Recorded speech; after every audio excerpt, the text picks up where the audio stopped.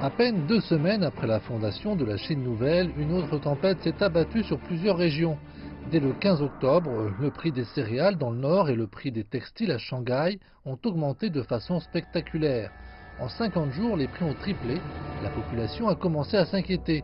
Certains réactionnaires ont même lancé: tant qu'ils contrôlent 2 blancs et un noir, c'est-à-dire le riz, le coton et le charbon, ils peuvent mettre Shanghai à mort.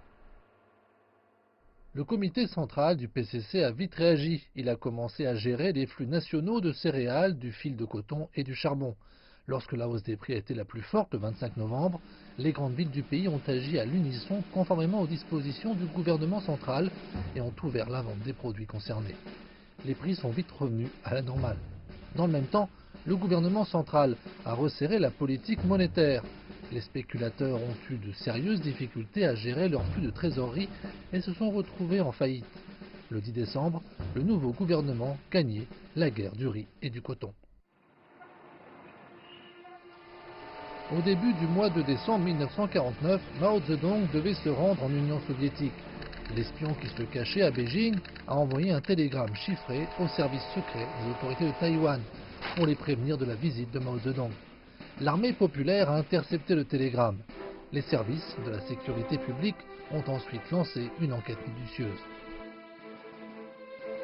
Dans la matinée du 26 février 1950, dans une cour du quartier de Nanchezhe à Beijing, des éclaireurs ont frappé à la porte de Ji Xiaoxiang.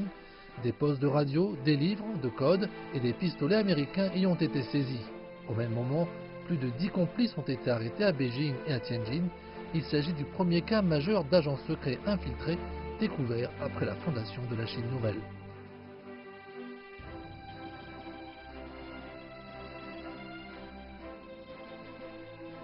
Du mois de décembre 1950 à octobre 1951, une campagne pour réprimer les contre-révolutionnaires a été lancée dans le pays. Elle visait à rechercher et punir les bandits, les intimidateurs, les espions et les dirigeants réactionnaires. Cette campagne a éliminé des forces résiduelles de la contre-révolution, fourni des garanties pour la consolidation du nouveau régime et retiré les obstacles au développement des forces productives.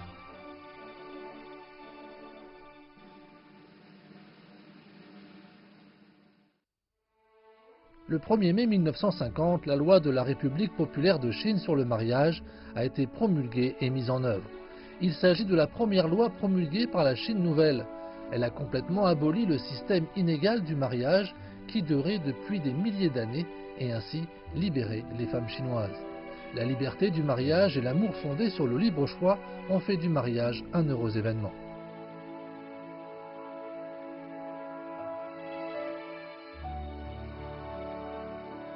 Les gens disaient que les femmes de la Chine nouvelle avaient changé et qu'elles paraissaient plus jeunes et plus belles.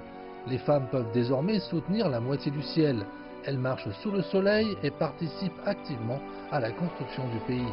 Elles font leur apparition dans de nombreux métiers. Elle s'appelait Tian Guiying, première femme conductrice de train.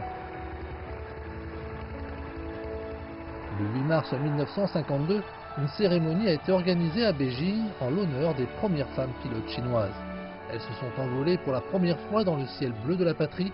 C'était un événement significatif.